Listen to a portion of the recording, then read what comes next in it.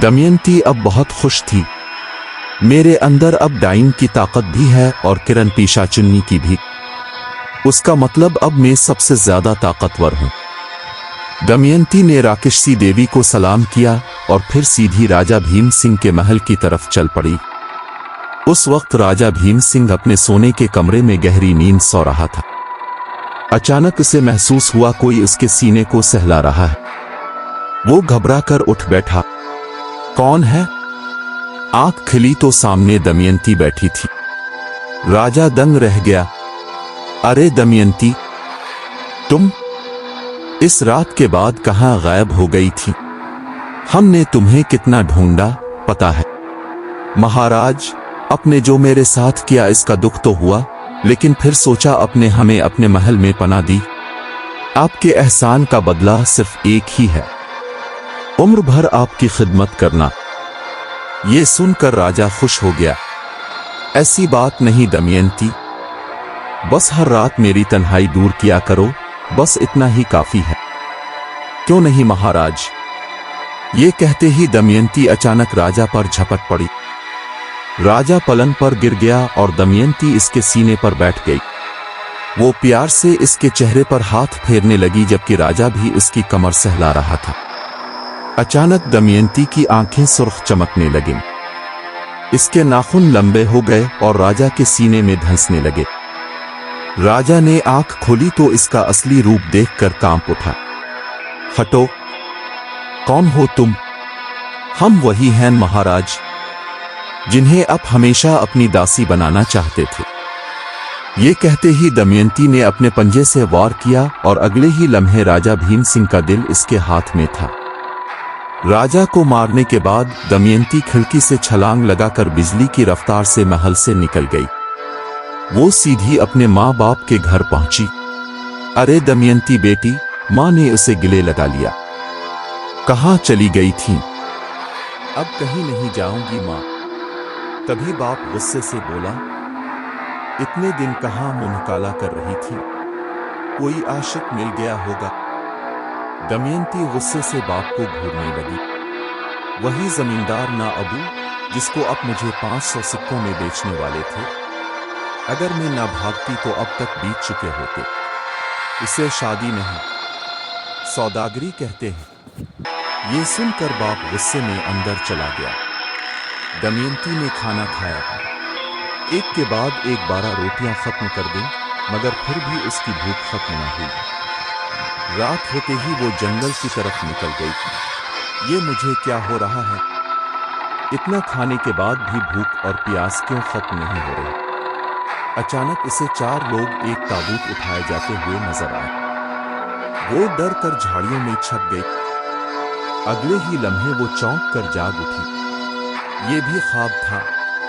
पानी पिया मगर प्यास और बह गई। इसका जिस्म कांपने लगा, आंखें सुर्ख हो गईं और नाखून लंबे निकल आए। इसी वक्त तांत्रिक का साया इसके सामने जाहिर हुआ। तंत्र, ताव ने मुझे मारकर मेरी ताकतें ले ली थी। अब ताव भी डाइन बन चुकी है।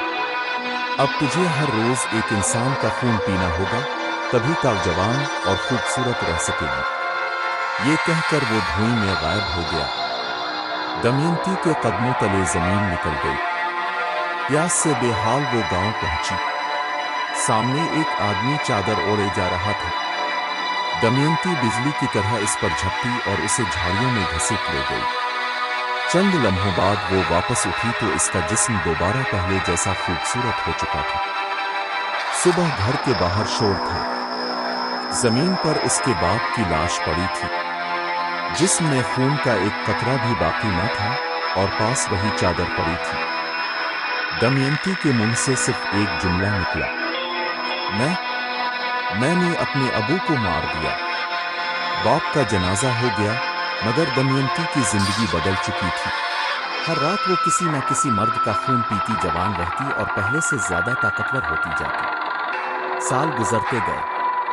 40 साल, फिर 23 साल, 98 साल की उम्र में भी वो जवान नजर आती थी।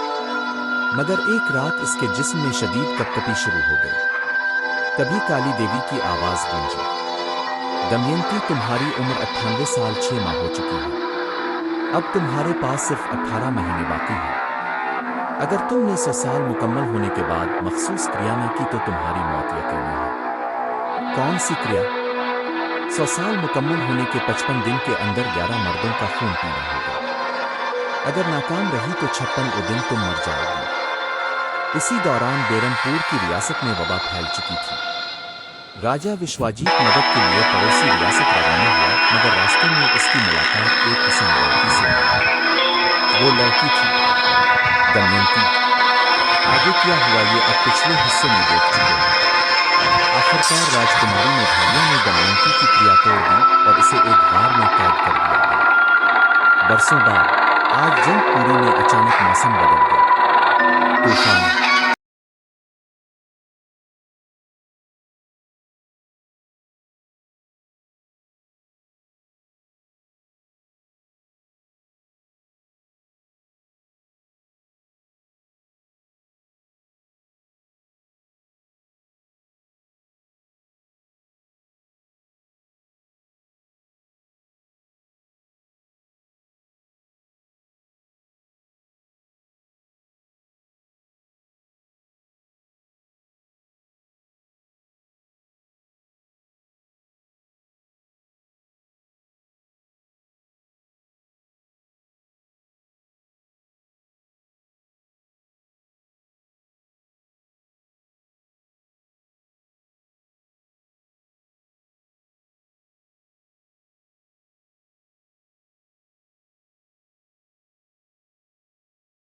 तूफान की वजह से पूरा गांव सुनसान था।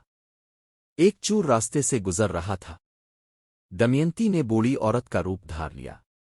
बेटे, मुझे घर तक छोड़ दो। चूर के दिल में लालच आया। इस बुढ़िया को मारकर उसका माल भी लूट लूंगा।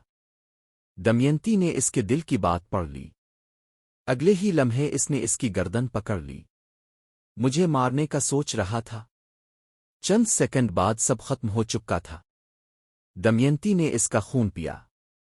देखते ही देखते इसके सफ़ेद बाल काले हो गए, झुर्रियां गायब हो गईं और वो दोबारा जवान और हुसैन बन गई। वो जोर से हंसी। मेरे 1000 साल अभी बाकी हैं और अब मैं राजकुमारी मेघालिया से हर हिसाब बराबर करूंगी। अब दमयंती आगे क्या करेगी? वो अचानक कैसे आज़ाद हुई? क्या अब मेघना की जान खतरे में है? और उनवज और मेघना की मोहब्बत का क्या अंजाम होगा? जानने के लिए देखते रहिए 10 ताबूत पॉट।